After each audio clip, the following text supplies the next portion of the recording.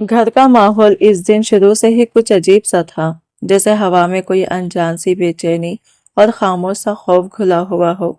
मेरी छोटी बेटी अचानक दोपहर के वक्त घर से बाहर चली गई थी और जब काफी देर गुजर गई तो इसका कोई पता नहीं चला। मेरा दिल बार बार डूब रहा था। मैं हर गली हर कोने में इसे तलाश करता रहा, लेकिन वो कहीं नजर नहीं आ रही थी। वक्त गुजरता जा रहा था और मेरे अंदर खौफ बढ़ता जा रहा था। कुछ घंटों बाद वो अचानक वापस घर आ गई, लेकिन इसकी हालत पहले जैसी नहीं थी। इसका चेहरा पहले पड़ा हुआ था, आंखें नम थी और वो गैर मामूली तौर पर खामोश थी। जैसे ही मैंने इसे गोद में लिया, इसने कांपती हुई आवाज में बस इतना कहा कि इसे सर बहुत दर्द कर रहा है और वो बहुत थक गई है। इसके अल्फाज सुनकर मेरा दिल घबरा गया, लेकिन इसने किसी और बात का जिक्र नहीं किया। इसकी खामोशी मेरे दिल में कई सवाल छोड़ गई। मैंने इसे प्यार से बिस्तर पर लिटा दिया और दिलासा देकर सुलाने की कोशिश की, लेकिन खुद मेरी आंखों से नींद कौन सा दूर थी। मैं बार बार यही सोच रहा था कि आखिर वो इतनी देर कहाँ थी और इसके साथ ऐसा क्या हुआ होगा कि वो इस तरह बदल गई है। घर की दीवारें भी मुझे खामोशी से घूरती महसूस हो रही थी। रात के किसी पहर अचानक मेरी आंख खुल गई। कमरा बिल्कुल साकित था, हर तरफ खामोशी छाई हुई थी। मैंने जब बेटी के बिस्तर की तरफ देखा तो वो वहां मौजूद नहीं थी। एकदम मेरे दिल की धड़कन तेज हो गई, जैसे किसी ने सीने पर हाथ रख दिया हो। मैं फौरन बिस्तर से उठा और पूरे घर में इसे तलाश करने लगा। हर कमरा खाली था, ना इसकी आवाज़ ना कोई हरकत। खौफ मेरे अंदर गहरा होता जा रहा था। मैं जैसे ही सहन की तरफ आया तो मुझे बाहर से हल्की सी आहट सुनाई दी। दिल बेचैन हो गया और मैं आहिस्ता आहिस्ता बाहर की तरफ बढ़ा। जैसे ही मैं सहन में पहुंचा, मेरी नज़र बेटी पर पड़ी। वो वहां खामोश खड़ी थी, जैसे किसी गहरी सोच में डूबी हुई हो। इसकी आंखों में अजीब सा खला था और चेहरे पर एक अनजान सी संजीदगी थी। मुझे देखकर इसने आहिस्ता से कहा कि इसे कुछ भी याद नहीं और इसे अपने अंदर एक अजीब सी बेचैनी महसूस हो रही है।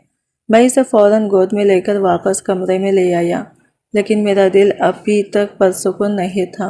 मेरे जहन में बार बार यही सवाल घूम रहा था कि आखिर मेरी बेटी के साथ हुआ क्या है और वह इतनी देर कहाँ थी कि वापस आकर भी खुद को वैसा नहीं संभाल पा रही थी। इसी कश्मकश में अचानक दरवाजे पर जोर से दस्तक हुई। मैं चौंक गया और जल्दी से दरवाजे की तरफ बढ़ा। जैसे ही दरवाज़ा खोला तो सामने मेरी वालिदा और बहन खड़ी थी। वालिदा ने परेशानी से पूछा कि मैं इस वक्त क्या कर रहा हूँ और दरवाज़ा खोलने में इतनी देर क्यों लगा दी। मैंने घबराकर कोई आम सा बहाना बना दिया, मगर अंदर ही अंदर मेरा जहन टूट रहा था, क्योंकि मेरे सामने एक ऐसा सवाल खड़ा था जिसका जवाब मेरे पास नहीं था। आखिर इस रात हकीकत क्या थी और मेरी बेटी के साथ असल में हुआ क्या था। अम्मी की बात सुनते ही मैं फौरन चारपाई से उठा और बगैर कुछ सोचे सीधा बाथरूम चला गया।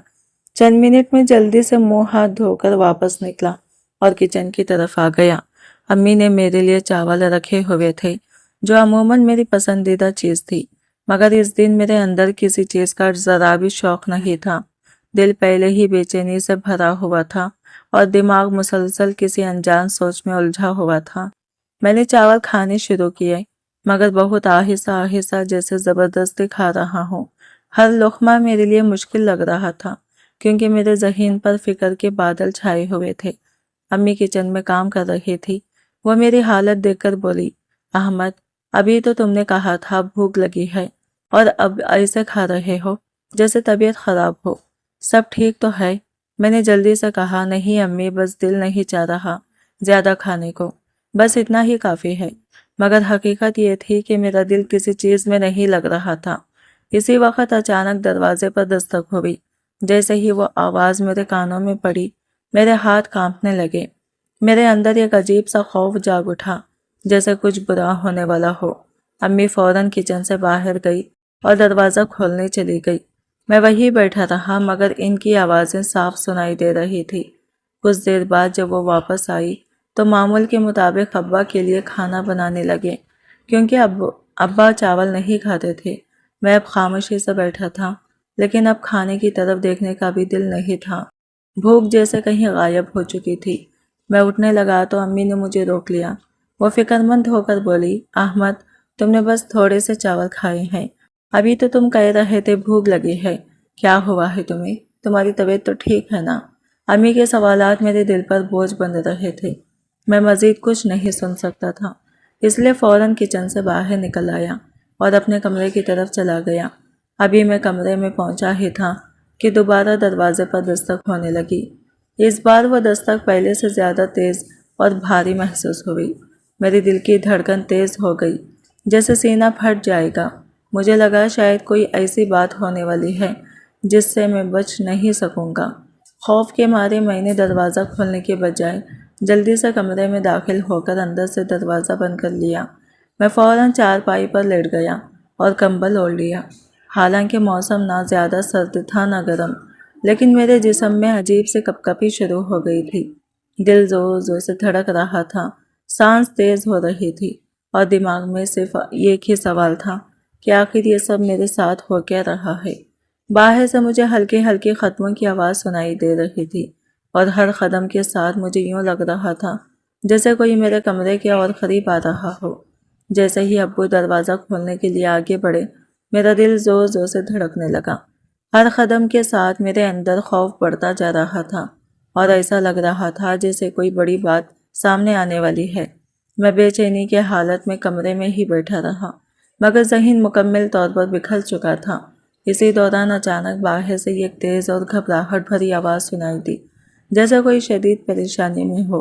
वो आवाज़ सुनते ही मैं फ़ौरन कंबल से निकला और तेज़ी से दरवाजे की तरफ बढ़ा और दरवाज़ा खोलकर सहन में आ गया। सामने का मंजर देखकर मेरे पैरों तले से ज़मीन निकल गई, क्योंकि हमारे पड़ोसी करीम चिच्चा सहन में खड़े थे और इनकी हालत इंतहाई ख़राब थी। वो ज़ोर ज़ोर से रो रहे थे और इनके चेहरे पर शदीद परेशानी और तकलीफ़ साफ नज़र आ रही थी। इन्हें इस हाल में देखकर मेरा दिल मज़ीद बेचैन हो गया और दिमाग में तरह तरह के सवालात जन्म लेने लगे। मैं खुद से लड़ रहा था कि आखिर मैं इतना घबरा क्यों रहा हूँ, और बार बार दिल में यह ख्याल आ रहा था कि कहीं कोई बात मेरे खिलाफ ना निकल आए। कभी मैं खुद को तसल्ली देता कि शायद सब कुछ ठीक हो जाएगा, और कभी खौफ इतना बढ़ जाता कि मैं खुद भी अपने ही ख्यालात से परेशान हो जाता। करीम चिच्चा रोते हुए अब्बू से बार बार पूछ रहे थे कि मेरी बेटी मीना आप लोगों के घर तो नहीं आई। यह सुनते ही अब्बू भी हैरान रह गए और कुछ लम्हे खामोश खड़े रहे। फिर उन्होंने संजीदगी से जवाब दिया कि नहीं, मीना हमारे घर नहीं आई, लेकिन क्या हुआ है आखिर? और मैं वही खामोश खड़ा सब कुछ देख रहा था। मेरी ज़बान जैसे बंद हो चुकी थी और दिल में सिर्फ एक ही सवाल गूंज रहा था कि यह मामला अब कहाँ जाकर रुकेगा। एक घर पर भी नहीं है क्या? अब्बू ने हैरत और परेशानी के मिले जुले अंदाज में करीम चिच्चा को देखते हुए पूछा। करीम चिच्चा की हालत बहुत ख़राब थी। वो रो रो कर कांप रहे थे और बार बार यही कह रहे थे कि उन्होंने पूरे मोहल्ले में हर जगह देख लिया है, मगर मीना कहीं नहीं मिली। उन्होंने कहा कि सुबह वो खाना खाकर खेलने के लिए बाहर निकली थी, लेकिन अब रात हो चुकी है और वो अभी तक वापस नहीं आई। इनकी आवाज़ में बेबसी और खौफ साफ झलक रहा था और वो बार बार यही दोहरा रहे थे कि इन्हें समझ नहीं आ रहा कि आखिर वो क्या करें। इनकी मासूम बेटी कहाँ चली गई? करीम चिच्चा की हालत देखकर मेरा दिल जोर जोर से धड़कने लगा और पसीना आने लगा। मैं खामोश खड़ा सब सुन रहा था, लेकिन मेरे जहन में बार बार यह ख्याल आ रहा था कि मुझे भी कुछ न कुछ बोलना चाहिए, वरना शक मुझ पर जा सकता है। मैंने खुद को संभालते हुए वही सवाल दोबारा पूछा, करीम चिच्चा, मीना घर नहीं गई क्या? आखिर हुआ क्या है? मेरी बात सुनकर वो मजीद टूट गए और रोते हुए बोले कि इन्हें कुछ समझ नहीं आ रहा। शायद किसी ने इनकी बच्ची को अगवा कर लिया है या वो कहीं गुम हो गई है, लेकिन वो अपनी जान से प्यारी बेटी के बारे में कुछ नहीं जानते कि वो कहाँ चली गई। ये सब सुनकर मेरा जहन मजीद उलझ गया, मगर मैं फिर भी खामोशी से खड़ा रहा था। हमारे मोहल्ले में ज़्यादा घर नहीं थे, बस 10-12 घर थे और सब एक दूसरे के काफ़ी करीब थे। सब लोग एक दूसरे को अच्छी तरह जानते थे और बगैर झिझक एक दूसरे के घरों में आ जा सकते थे। इसलिए यह बात सबके लिए बहुत बड़ा सदमा थी। माहौल में खौफ और परेशानी बढ़ती जा रही थी। अब्बू ने संजीदगी से कहा कि बेहतर है हम पुलिस स्टेशन चलें। اور رپورٹ درج کروا دیں۔ اگر واقعی بچی کو اغوا کیا گیا ہے تو وقت ضائع نہیں کرنا چاہیے۔ جیسے ہی ابو نے یہ بات کہی میرے ہاتھ پاؤں ٹھنڈے پڑ گئے اور میں حیرت سے انہیں دیکھنے لگا۔ میرے ذہن میں ایک لمحے کے لیے یہ خیال بھی آیا کہ اگر انہیں حقیقت معلوم ہو جائے تو کیا ہوگا، مگر فوراً میں نے خود کو سنبھالا۔ اسی گھبراہٹ میں نے جلدی سے کہا کہ شاید پولیس اسٹیشن جانے کی ضرورت نہیں ہے، ہو سکتا ہے بچی کسی کے گھر گئی ہو یا کھیلتے کھیلتے کہیں رک گئی ہو۔ میری بات سن کر ابو اور کریم چچا دونوں مجھے حیرت سے دیکھنے لگے۔ کریم چچا نے روتے ہوئے کہا کہ انہوں نے پورے محلے میں ہر جگہ دیکھ لیا ہے، یہاں تک کہ اس کی سہیلی کے گھر بھی گئے تھے، لیکن وہاں بھی وہ نہیں ملی۔ اب ماحول مزید سنجیدہ اور بھاری ہو چکا تھا اور ہر گزرتے لمحے کے ساتھ بے چینی بڑھتی جا رہی تھی۔ ہمیں پولیس میں رپورٹ درج کروا دینی چاہیے، کہیں ایسا نہ ہو کہ بہت دیر ہو جائے، ابو نے سنجیدگی سے کہا۔ کریم چچا بھی ان کی بات سے اتفاق کر رہے تھے اور مجھے بھی سمجھانے لگے۔ میں اندر سے بہت گھبرا گیا تھا کیونکہ مجھے لگ رہا تھا کہ اگر میں بار بار پولیس جانے کی مخالفت کرتا رہا تو کہیں ان کو مجھ پر شک نہ ہو جائے۔ اس لیے میں خاموش ہو گیا اور خود کو نارمل دکھانے کی کوشش کرنے لگا۔ کریم چچا نے تھکے ہوئے لہجے میں کہا، آپ فکر نہ کریں، آج رات گھر جائیں، انشاءاللہ صبح ہم ساتھ چلیں گے اور رپورٹ درج کروا دیں گے۔ ابو نے بھی بات سنجیدگی سے سمجھاتے ہوئے کہا، احمد صحیح کہہ رہا ہے، ابھی رات ہے، ہم خود بھی تلاش کرتے ہیں، اگر پھر بھی کچھ نہ ملا تو صبح پولیس کو شامل کریں گے۔ ابو کی یہ بات سن کر مجھے اندر سے کچھ سکون سا محسوس ہوا، جیسے میرے دل سے ایک بوجھ ہلکا ہو گیا ہو۔ میں نے فوراً ان کی بات کی تائید کرتے ہوئے کہا، جی چچا جان، ابو صحیح کہہ رہے ہیں، ہمیں صبح تک انتظار کرنا چاہیے، اگر مینا پھر بھی نہ ملی تو پھر پولیس کے پاس چلیں گے۔ میری بات سن کر کریم چچا کچھ حد تک مطمئن ہوئے اور آہستہ آہستہ اپنے گھر چلے گئے۔ جیسے ہی وہ وہاں سے گئے میں فوراً اپنے کمرے میں آ گیا اور دروازہ بند کر لیا، لیکن اب میرے دل کو کہیں بھی سکون نہیں مل رہا تھا۔ میں کمرے میں ادھر ادھر ٹہل رہا تھا، بار بار بیٹھتا اور پھر اٹھ جاتا، نیند میرے قریب بھی نہیں آ رہی تھی۔ 2 گھنٹے گزر چکے تھے مگر میں ابھی تک جاگ رہا تھا کیونکہ میرے دماغ میں چلنے والی سوچیں مجھے آرام نہیں کرنے دے رہی تھی اور دوسری طرف پکڑے جانے کا ڈر ہر لمحہ میرے دل کو کاٹ رہا تھا۔ میرا ضمیر مجھے بار بار جھنجھوڑ رہا تھا جیسے میں خود سے ہی بھاگ رہا ہوں مگر کہیں جا نہیں پا رہا۔ میری زندگی اب ایک عجیب الجھن میں پھنس چکی تھی جس سے نکلنے کا کوئی راستہ نظر نہیں آ رہا تھا۔ سب سے زیادہ تکلیف دہ بات یہ تھی کہ اس راز کے بارے میں میرے سوا کوئی نہیں جانتا تھا، نہ ابو، نہ امی، نہ کوئی اور۔ میں اکیلا تھا اس خوف کے ساتھ جو ہر لمحہ مجھے اندر سے توڑ رہا تھا۔ میں اپنے کمرے میں بے چینی سے ٹہل رہا تھا، دل کسی بھی صورت میں پرسکون نہیں ہو رہا تھا۔ کھڑکی کے پاس جا کر جب میں نے باہر جھانکا تو صحن صاف نظر آ رہا تھا۔ رات گہری ہو چکی تھی مگر ہلکی روشنی میں وہ جگہ بھی دکھائی دے رہی تھی جہاں میرا سب سے بڑا راز چھپا ہوا تھا۔ اسے دیکھتے ہی میرے اندر ایک سردی سی لہر دوڑ گئی، میرا گلا خشک ہو رہا تھا اور سانسیں بے ترتیب ہو چکی تھی۔ ایسا لگ رہا تھا جیسے ہر لمحہ میرے سینے پر کوئی بوجھ بڑھتا جا رہا ہو۔ میں اندر ہی اندر ٹوٹ رہا تھا کیونکہ مجھے اچھی طرح معلوم تھا کہ میں نے اپنی زندگی کو ایک ایسے موڑ پر لا کھڑا کیا ہے جہاں سے واپسی آسان نہیں۔ میرے ذہن میں بار بار یہ خیال آ رہا تھا کہ شاید مجھے سب کچھ سچ بتا دینا چاہیے، مگر جیسے ہی میں اس کے انجام کے بارے میں سوچتا میری ہمت جواب دے جاتی۔ خوف مجھے ہر طرف سے گھیر چکا تھا، مجھے لگتا تھا کہ اگر حقیقت سامنے آ گئی تو سب کچھ ختم ہو جائے گا۔ میں خاموش تھا مگر اندر ہی اندر ایک طوفان چل رہا تھا۔ ضمیر کی آواز مجھے لمحہ بہ لمحہ بے چین کر رہی تھی، نہ نیند آ رہی تھی نہ سکون مل رہا تھا۔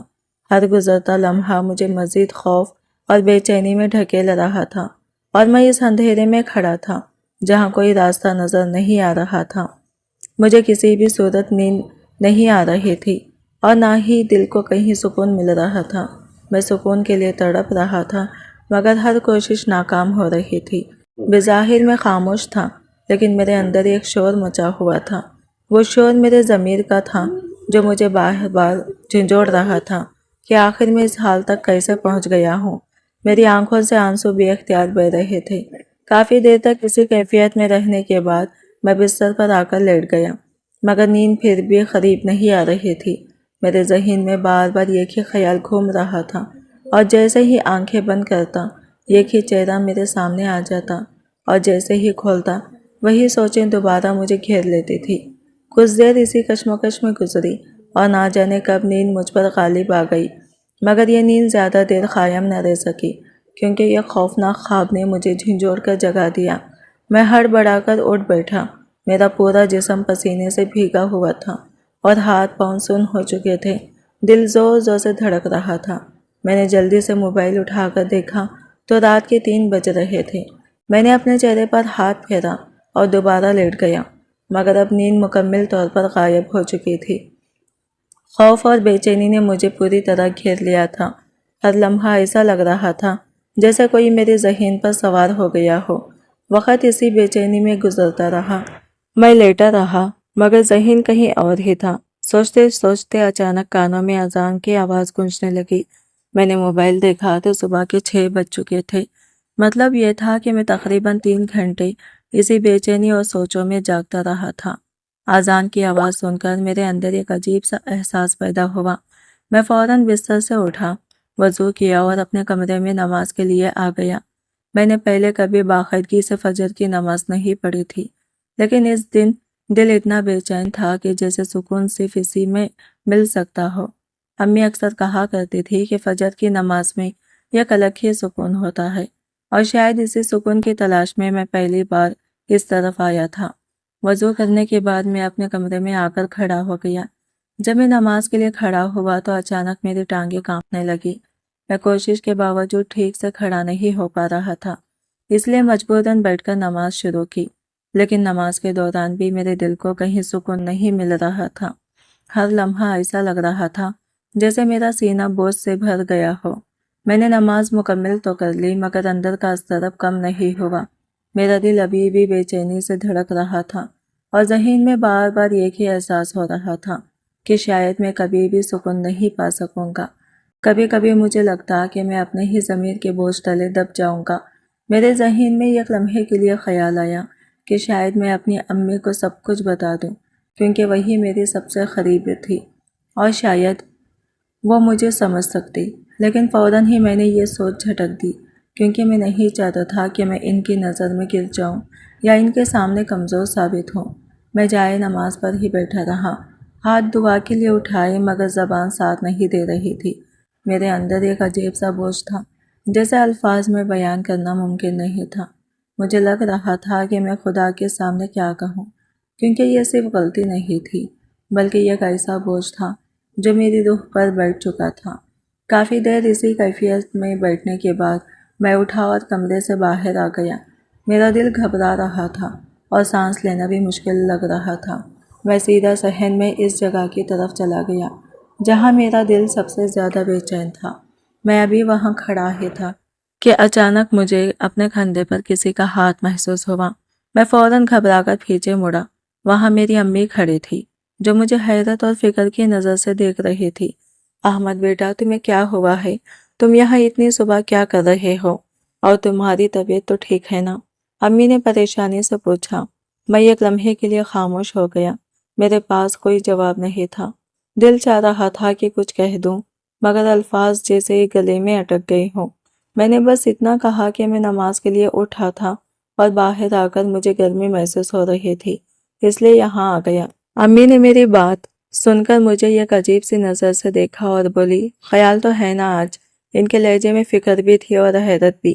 وہ ابھی بھی مجھ سے بات کر رہی تھی مگر میں خاموش کھڑا رہا کیونکہ میرے پاس کہنے کو کچھ بھی نہیں تھا۔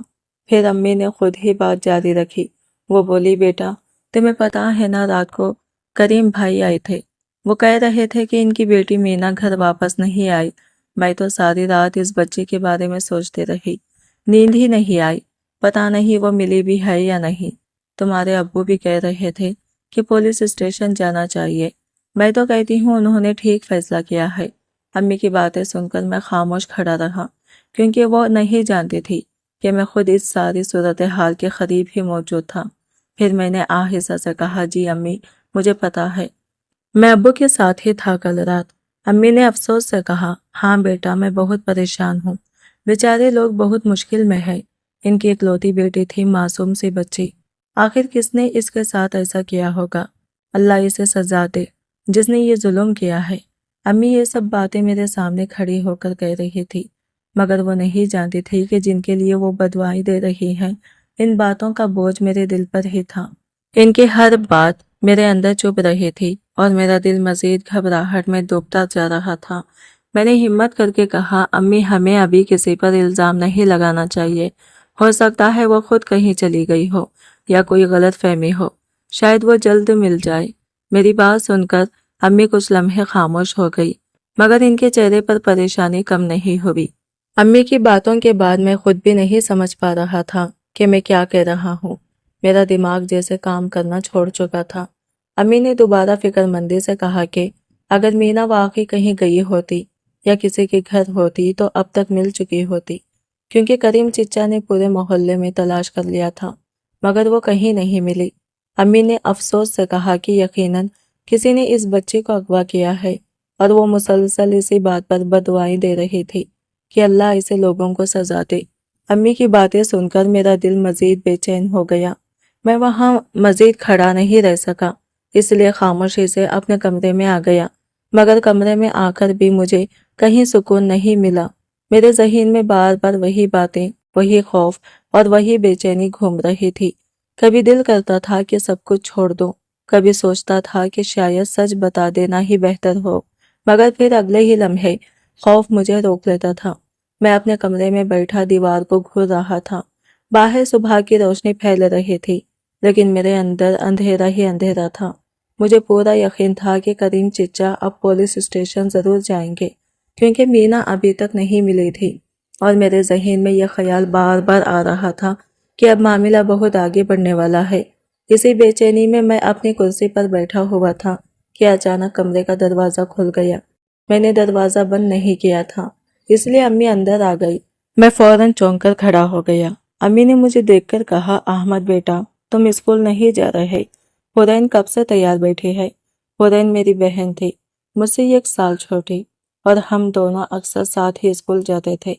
پہلے میں اسے چھوڑنے جاتا تھا اور پھر اپنے اسکول چلا جاتا تھا، لیکن اس دن میرا دل بالکل بھی نہیں چاہ رہا تھا۔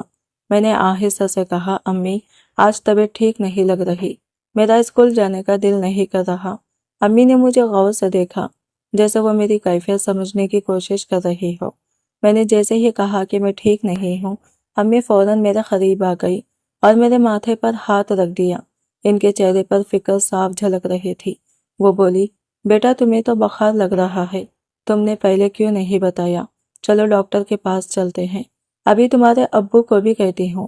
امی مجھے ڈاکٹر کے پاس لے جانا چاہتی تھی، مگر میرے دل میں ایک عجیب سا خوف تھا۔ مجھے لگ رہا تھا کہ میری اصل بیماری کا علاج کسی ڈاکٹر کے پاس نہیں ہے، بلکہ وہ کچھ اور ہی تھا جو میرے اندر روز بروز بڑھ رہا تھا۔ میں نے آہستہ سے کہا، امی میں ٹھیک ہو جاؤں گا، بس تھوڑا آرام کر لوں گا۔ پھر میں نے بات بدلتے ہوئے پوچھا، امی مینا کا کچھ پتہ چلا؟ امی نے افسوس سے کہا، نہیں بیٹا، ابھی تک کوئی خبر نہیں۔ تمہارے ابو ابھی کریم چچا کے گھر گئے ہیں اور وہاں سے پولیس اسٹیشن جا رہے ہیں۔ یہ سن کر میرے اندر ایک جھٹکا سا لگا، میرا دل جیسے رک سا گیا ہو۔ مجھے لگ رہا تھا کہ اب معاملہ بہت آگے بڑھ چکا ہے اور کسی بھی وقت سب کچھ سامنے آ سکتا ہے۔ امی کچھ دیر بعد کمرے سے باہر چلی گئی، لیکن میں اندر ہی اندر بے چین ہو گیا تھا۔ میں نے خود کو نارمل دکھانے کی کوشش کی، مگر میرا دل مزید گھبراہٹ میں ڈوبتا جا رہا تھا۔ میں فوراً گھر سے باہر نکل آیا اور سیدھا کریم چچا کے گھر کی طرف چل پڑا۔ وہاں پہنچ کر جو منظر میں نے دیکھا وہ بہت پریشان کن تھا۔ پورا محلہ کریم چچا کے گھر پر جمع تھا، ہر چہرے پر خوف اور فکر تھی، سب لوگ اداس اور بے چین نظر آ رہے تھے۔ نسیمہ چچی روتے ہوئے بتا رہی تھی کہ ابو اور کریم چچا پولیس اسٹیشن گئے ہیں تاکہ رپورٹ درج کروائی جا سکے، کیونکہ مینا ابھی تک واپس نہیں آئی تھی۔ کچھ لوگ محلے میں اور آس پاس کے علاقوں میں مسلسل اسے تلاش کر رہے تھے۔ ہر کوئی پریشانی میں تھا اور ہر طرف ایک ہی بات تھی کہ آخر وہ بچی کہاں چلی گئی۔ میں بھی ان سب کے ساتھ کھڑا تھا، مگر اندر ہی اندر میرا دل مزید بے چین ہوتا جا رہا تھا۔ میں سب کے سامنے یہی ظاہر کر رہا تھا کہ مجھے بھی بہت دکھ ہے۔ مگر حقیقت میں میرے اندر ایک طوفان چل رہا تھا۔ مینا کو ڈھونڈتے ڈھونڈتے ہمیں تقریباً 2 گھنٹے ہو چکے تھے، لیکن کہیں سے بھی اس کا کوئی سراغ نہیں مل رہا تھا۔ پورا محلہ کریم چچا کے گھر پر جمع تھا۔ ہر طرف بے چینی اور افسوس کا ماحول تھا۔ لوگ ادھر ادھر جا کر اسے تلاش کر رہے تھے، مگر کامیابی کسی کو نہیں مل رہی تھی۔ گھر کے اندر عورتیں قرآن پاک کی تلاوت کر رہی تھی۔ امید یہی تھی کہ شاید دعا اور برکت سے کوئی خیر کی خبر مل جائے، لیکن سچ یہ تھا کہ کسی کو کچھ سمجھ نہیں آ رہا تھا کہ آخر مینا کہاں چلی گئی ہے۔ میں خاموش ہی کھڑا سب کچھ دیکھ رہا تھا، چہرے پر افسوس اور دل میں ایک عجیب سا بوجھ لیے ہوئے۔ لوگ مجھے ہمدرد سمجھ رہے تھے، لیکن میرے اندر ایک اور ہی طوفان چل رہا تھا۔ میں سب کے سامنے یہی دکھا رہا تھا کہ مجھے بھی بہت افسوس ہے، مگر حقیقت میں میرا دل خوف اور بے چینی سے بھرا ہوا تھا۔ امی بھی وہاں آ گئی تھی اور نسیمہ چچی کو تسلی دینے کی کوشش کر رہی تھی، مگر ایک ماں کے لیے ایسی صورتحال میں صبر کرنا بہت مشکل تھا۔ نسیمہ چچی بار بار رو رہی تھی اور یہی کہہ رہی تھی کہ ان کی بچی واپس آ جائے، بس یہی ان کی دعا تھی۔ کریم چچا اور ابو بھی کچھ دیر بعد وہاں پہنچ گئے۔ ابو نے بتایا کہ پولیس اسٹیشن میں رپورٹ درج کروا دی گئی ہے اور پولیس نے یہ یقین دلایا ہے کہ وہ جلد کارروائی شروع کرے گی۔ یہ سن کر لوگوں کو تھوڑی امید تو ملی، مگر پریشانی ختم نہیں ہوئی۔ میں بھی سب کو تسلی دینے کی کوشش کر رہا تھا، لیکن اندر ہی اندر بے چینی بڑھتی جا رہی تھی۔ کچھ دیر بعد ابو اور میں گھر واپس آ گئے، مگر امی ابھی وہی تھی، کیونکہ عورتیں ابھی تک تلاوت اور دعا میں مشغول تھی۔ گھر آ کر بھی مجھے سکون نہیں ملا۔ میں نے کچھ ہلکا سا کھانا لیا، مگر بھوک بالکل نہیں تھی۔ تھکن اتنی زیادہ تھی کہ میں سیدھا لیٹ گیا، لیکن ذہن پھر بھی پرسکون نہیں تھا۔ میرا سر درد سے پھٹ رہا تھا اور میں کسی بھی چیز پر ٹھیک سے دھیان نہیں دے پا رہا تھا۔ دماغ میں مسلسل ایک ہی خیال گھوم رہا تھا، مینا کہاں ہے اور آخر اس کے ساتھ کیا ہوا ہوگا۔ ایک لمحے کے لیے بھی اس کی یاد میرے ذہن سے نہیں جا رہی تھی، اور ہر سوچ مجھے مزید بے چین کر رہی تھی۔ اسی پریشانی میں جب میں گلی میں نکلا تو میری نظر مینا پر پڑی، جو ہاتھ میں کچھ پیسے لیے کہیں جا رہی تھی۔ میں فوراً اس کے قریب گیا اور اسے روکنے کی کوشش کی۔ اس کے چہرے پر معصومیت تھی، جیسے اسے کسی بات کی کوئی خبر ہی نہ ہو۔ میں نے گھبراہٹ چھپاتے ہوئے اسے کہا کہ وہ میرے ساتھ چلائے اور میں اسے گھر سے ہی کچھ کھانے کو دوں گا تاکہ وہ باہر نہ جائے۔ میں نے باتوں باتوں میں اسے بہلانے کی کوشش کی، کیونکہ میرے ذہن میں اس وقت صرف یہی تھا کہ کسی بھی طرح وہ محفوظ رہے اور گھر کے قریب ہی رہے۔ مینا کچھ لمحے رکی، جیسے سوچ رہی ہو، اور پھر میری بات سن کر خاموشی سے میرے ساتھ چلنے لگی۔ میرے اندر ایک عجیب سا احساس تھا، ایک طرف بے چینی اور خوف، اور دوسری طرف یہ کوشش کہ حالات کو کسی طرح نارمل رکھا جائے۔ میں نے جیسے ہی اسے بہلانے کی کوشش کی، وہ معصوم بچی میرے ساتھ گھر آ گئی۔ وہ نہیں جانتی تھی کہ گھر اس وقت بالکل خالی ہے اور میں اکیلا ہوں۔ کچھ دیر وہ میرے پاس بیٹھی رہی اور میں اسے موبائل میں مصروف رکھنے کی کوشش کرتا رہا تاکہ وہ باہر جانے کے بارے میں نہ سوچے، لیکن جیسے جیسے وقت گزرتا جا رہا تھا میرے اندر بے چینی بڑھتی جا رہی تھی۔ میرا دماغ مسلسل ایک عجیب سی کشمکش میں تھا جسے میں خود بھی سمجھ نہیں پا رہا تھا۔ ماحول خاموش تھا، مگر میرے اندر ایک طوفان چل رہا تھا۔ کچھ دیر بعد حالات اچانک بدل گئے۔ جو کچھ ہوا وہ میرے لیے زندگی کا سب سے بڑا صدمہ بن گیا۔ میرے ہاتھ پاؤں کانپنے لگے اور مجھے سمجھ نہیں آ رہا تھا کہ میں کیا کروں۔ ہر طرف خاموشی تھی، مگر میرے دل میں شور تھا۔ گھبراہٹ میں نے سب کچھ چھپانے کی کوشش کی، لیکن اندر ہی اندر مجھے اندازہ ہو چکا تھا کہ اب میری زندگی پہلے جیسی نہیں رہے گی۔ ایک لمحے کے لیے بھی سکون نہیں تھا۔ ضمیر مجھے ہر وقت جھنجھوڑ رہا تھا اور خوف میرے ساتھ ہر وقت موجود تھا۔ دن گزرتے گئے اور پولیس کی تفتیش شروع ہو چکی تھی۔ پورے محلے میں سوالات تھے، لوگوں میں بے چینی تھی، اور ہر طرف یہی بات چل رہی تھی کہ بچی آخر گئی کہاں۔ میں باہر سے نارمل بننے کی کوشش کر رہا تھا، مگر اندر سے ٹوٹ چکا تھا۔ ہر لمحہ یہی ڈر رہتا تھا کہ کہیں سچ سب کے سامنے نہ آ جائے۔ گھر والوں کے بارے میں سوچتا تو مزید خوف زیادہ ہو جاتا، اور اپنا مستقبل مجھے ایک अंधेरे में डूबा हुआ महसूस होता। मैं अभी भी अंदर से बिल्कुल बेचैन था। सुकून मेरे करीब भी नहीं था और हर लम्हा ऐसा लग रहा था जैसे मेरी दुनिया बिखर चुकी हो। मुझे अपने किए का एहसास भी हो रहा था और खौफ भी मुझे मुकम्मल तौर पर घेर चुका था। मैं सोच भी नहीं सकता था कि आगे क्या होने वाला है। जैसे ही मैं स्कूल से वापस आया, अपने घर के बाहर पुलिस को देखकर मेरे पैरों तले से जमीन निकल गई। एक लम्हे के लिए मुझे लगा कि शायद अब सब कुछ खत्म हो चुका है और हकीकत सबके सामने आ गई है। मेरा दिल तेजी से धड़कने लगा और दिमाग में सिर्फ एक ही ख्याल था कि अब मेरा क्या होगा। घर के अंदर दाखिल हुआ तो अब्बू को बहुत परेशान खड़ा देखा। पुलिस एहलकार भी वहां मौजूद थे और घर में पूछगिछ चल रही थी। दरवाजा खुला हुआ था और माहौल बहुत संजीदा था। मैं फौरन इनके पास पहुंचा और घबराहट छुपाते हुए पूछा कि हमारे घर पुलिस क्यों आई है। मैंने कोशिश की कि नॉर्मल नजर आऊं, जैसे मुझे किसी बात का इल्म ना हो, मगर अंदर से मैं टूट रहा था। मुझे लग रहा था कि शायद सब कुछ मेरे खिलाफ हो चुका है, लेकिन अभी तक कोई वाज़ह बात सामने नहीं आई थी। पुलिस एहलकार घर के अंदर लोगों से पूछ रहे थे कि आखिरी बार बच्ची को किसने देखा था। जब उन्होंने भी मुझसे यही सवाल किया तो मेरे दिल की धड़कन कुछ लम्हे के लिए रुक सी गई, लेकिन फिर भी मैंने खुद को संभाला और इनकार में जवाब दिया। इस लम्हे मुझे कुछ हद तक सुकून महसूस हुआ कि अभी तक सच मुकम्मल तौर पर सामने नहीं आया, लेकिन खौफ अभी भी मेरे अंदर मौजूद था। मुझे अंदाजा था कि ये मामला यहाँ ख़त्म नहीं हुआ और हर गुजरते लम्हे के साथ सच के करीब आने का खतरा बढ़ता जा रहा था।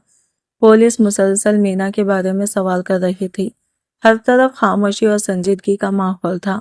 जब मुझसे पूछा गया कि क्या मैंने इसे आखिरी बार देखा है, तो मैंने घबराहट छुपाते हुए यही जवाब दिया कि नहीं, मैंने इसे नहीं देखा और ना ही इससे मेरी कोई मुलाकात हुई है। मेरी आवाज़ थोड़ी लड़खड़ा रही थी क्योंकि अंदर से मैं शदीद परेशान था, मगर बाहर से मैं खुद को नॉर्मल रखने की कोशिश कर रहा था। इंस्पेक्टर बहुत गौर से मुझे देख रहा था, जैसे वो मेरे चेहरे के पीछे कुछ समझने की कोशिश कर रहा हो। इसकी नज़र मुझे अजीब सी महसूस हो रही थी और एक लम्हे के लिए मुझे लगा कि शायद इसे मुझ पर शक हो रहा है, लेकिन मैंने फौरन इस ख्याल को अपने जहन से निकाल दिया। मैं खुद को ये तसल्ली देता रहा कि ऐसा कुछ नहीं है और ये सिर्फ मेरा वहम है। जब पुलिस ने मज़ीद सवालात मुकम्मल किए लिए तो वो आहिस्ता आहिस्ता वहाँ से चले गए। पुलिस के जाते ही मैं फ़ौरन दरवाजे की तरफ गया और इसे अंदर से बंद कर दिया। अब्बू और अम्मी मुझे हैरत से देख रहे थे। अब्बू ने परेशानी से पूछा कि मैं इतना घबराया हुआ क्यों लग रहा हूँ और क्या बात है। मैंने खुद को संभालते हुए कहा कि कुछ खास नहीं है। फिर मैंने बात बदलते हुए वही सवाल दोबारा किया कि पुलिस हमारे घर क्यों आई थी। अब्बू ने बताया कि वो पूरे मोहल्ले में जाकर यही पूछ रहे हैं कि किसी ने मीना को आखिरी बार कब देखा था, क्योंकि इसे गुम हुए 2 दिन हो चुके थे। ये सुनकर माहौल मजीद भारी हो गया। अम्मी और अब्बू दोनों बहुत परेशान थे और मैं इनके सामने अपनी घबराहट छुपाने की कोशिश कर रहा था। फिर मैं यूनिफॉर्म बदलने के बहाने अपने कमरे में आ गया ताकि कुछ देर अकेला रह सकूं। कमरे में आकर मैंने कपड़े तब्दील किए और खामोशी से बैठ गया। कुछ देर बाद अम्मी मेरे लिए खाना लेकर आई। इस वक्त मुझे वाकई भूख महसूस हो रही थी, इसलिए मैंने खामोशी से खाना खा लिया, मगर मेरे अंदर का सुकून अब भी कहीं नहीं था। वक्त बहुत तेजी से गुजर रहा था। मीना को गुम हुए एक पूरा हफ्ता हो चुका था, मगर अभी तक इसका कोई सुराग नहीं मिला था। पूरे मोहल्ले में खामोशी के साथ खौफ और बेचैनी फैली हुई थी। हर कोई यही दुआ कर रहा था कि बच्ची जल्द वापस मिल जाए।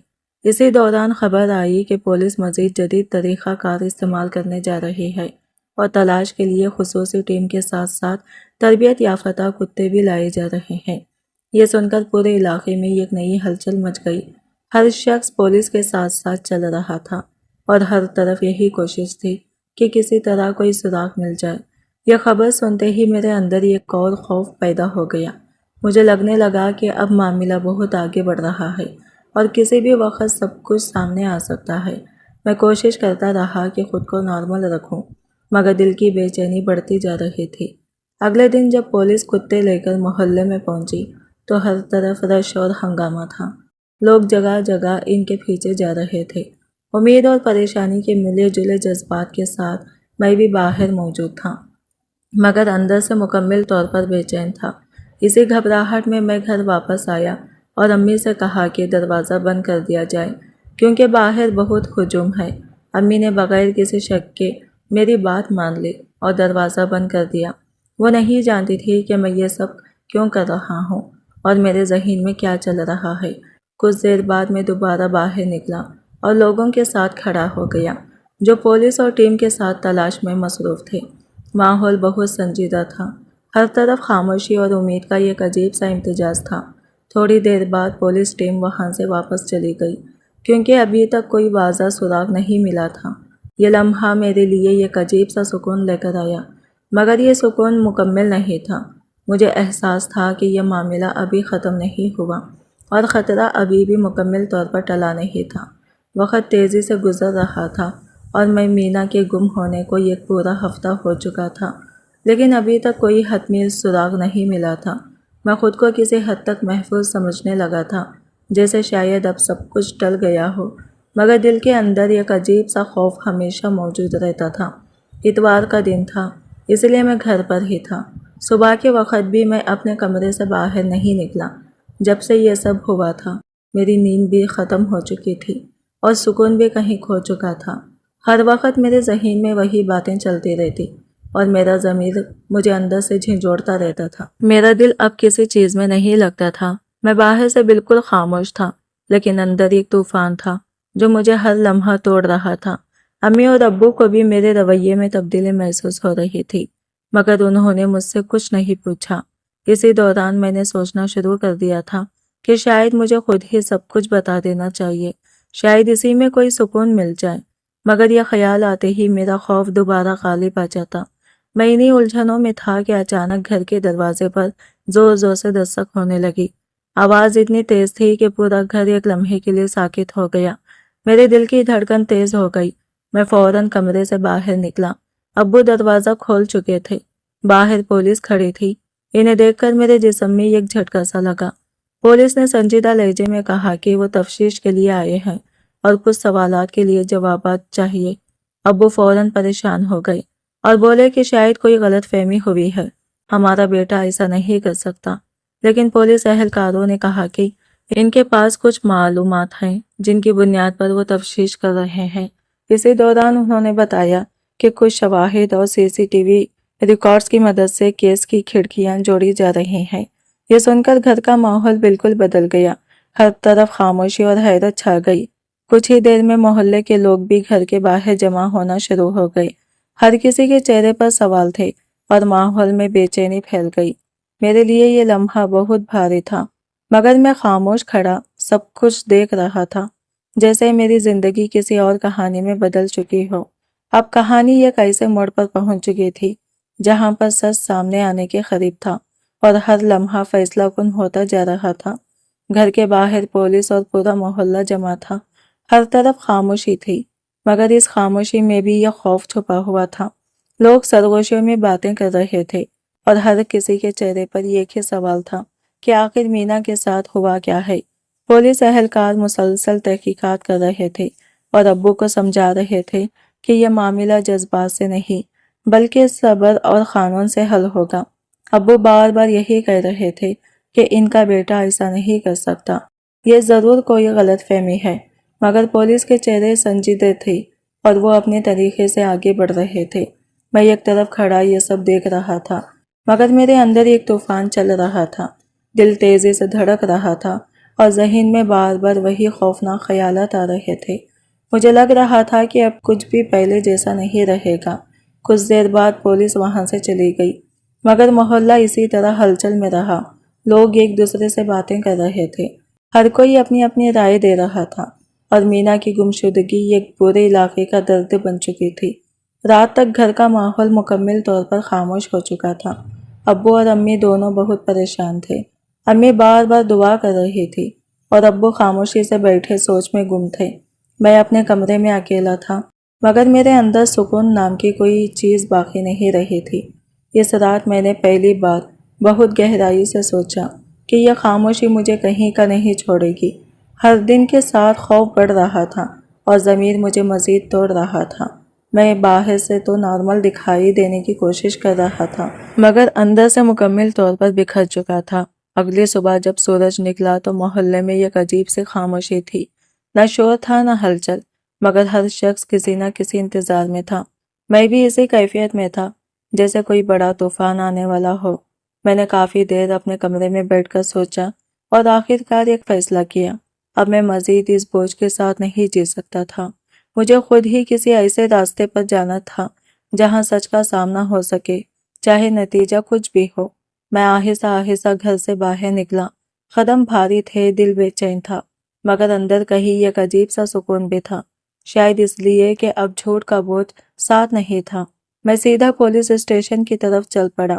راستے میں ہر قدم کے ساتھ مجھے اپنی پوری زندگی کا ایک فلم کی طرح یاد آ رہی تھی، خوف، خاموشی اور وہ لمحے جب میں نے سب کچھ اپنے اندر ہی دفن کر لیا تھا۔ پولیس اسٹیشن کے دروازے کے سامنے پہنچ کر میں کچھ دیر کھڑا رہا۔ دنیا جیسے ایک لمحے کے لیے رک گئی تھی۔ پھر میں نے گہری سانس لی اور اندر چلا گیا، اور اسی لمحے میری زندگی کا وہ باب شروع ہوا جہاں سے واپسی یا تو سچ کا ساتھ ہوتی ہے یا پھر ہمیشہ کے لیے ختم ہو جاتی ہے۔ پولیس اسٹیشن کے دروازے کے اندر قدم رکھتے ہی میری دل کی دھڑکن تیز ہو گئی۔ ایسا لگ رہا تھا جیسے میری پوری زندگی ایک لمحے میں میرے سامنے آ کھڑی ہوئی ہو۔ میں کئی منٹ تک خاموش کھڑا رہا۔ انسپکٹر نے میری حالت دیکھی تو مجھے کرسی پر بیٹھنے کا کہا، مگر میرے ہونٹ کانپ رہے تھے اور زبان ساتھ نہیں دے رہی تھی۔ کافی دیر خاموش رہنے کے بعد میری آنکھوں سے آنسو بہہ نکلے۔ میں ٹوٹ چکا تھا۔ ایک ہفتے سے جو بوجھ میں اپنے سینے میں اٹھائے پھر رہا تھا، اب وہ مجھ سے برداشت نہیں ہو رہا تھا۔ میں نے دھیرے سے کہا، میں مزید یہ بوجھ نہیں اٹھا سکتا۔ میری آواز سن کر انسپکٹر سنجیدہ ہو گیا۔ اس نے مجھے پانی دیا اور سکون سے بات کرنے کو کہا۔ میں نے سر جھکا لیا۔ اس لمحے مجھے پہلی بار احساس ہوا کہ انسان دنیا سے تو بہت کچھ چھپا سکتا ہے، مگر اپنے ضمیر سے نہیں چھپ سکتا۔ ادھر محلے میں سب لوگ ابھی بھی پریشان تھے۔ کریم چچا اور نسیم چچی کی حالت دن بدن خراب ہوتی جا رہی تھی۔ پورا محلہ ان کے ساتھ کھڑا تھا۔ سب دعا کر رہے تھے کہ کسی نہ کسی طرح یہ اندھیرا ختم ہو اور حقیقت سامنے آ جائے۔ چند دن بعد جب تفتیش مکمل ہوئی تو پورے علاقے میں ایک ہی بات پھیل گئی کہ آخر کار معاملہ حل ہو گیا ہے۔ لوگوں کو یقین نہیں آ رہا تھا کہ اتنے دنوں سے جس راز نے سب کو بے چین کر رکھا تھا وہ اچانک سامنے آ جائے گا۔ ابو اور امی کے لیے یہ سب کسی قیامت سے کم نہیں تھا۔ وہ خاموش تھے، بہت خاموش، مگر ان کی خاموشی میں ہزاروں سوال چھپے ہوئے تھے۔ مجھے پہلی بار احساس ہوا کہ انسان کے غلط فیصلے صرف اس کی اپنی زندگی نہیں بدلتے، بلکہ اس سے جڑے ہر شخص کو متاثر کرتے ہیں۔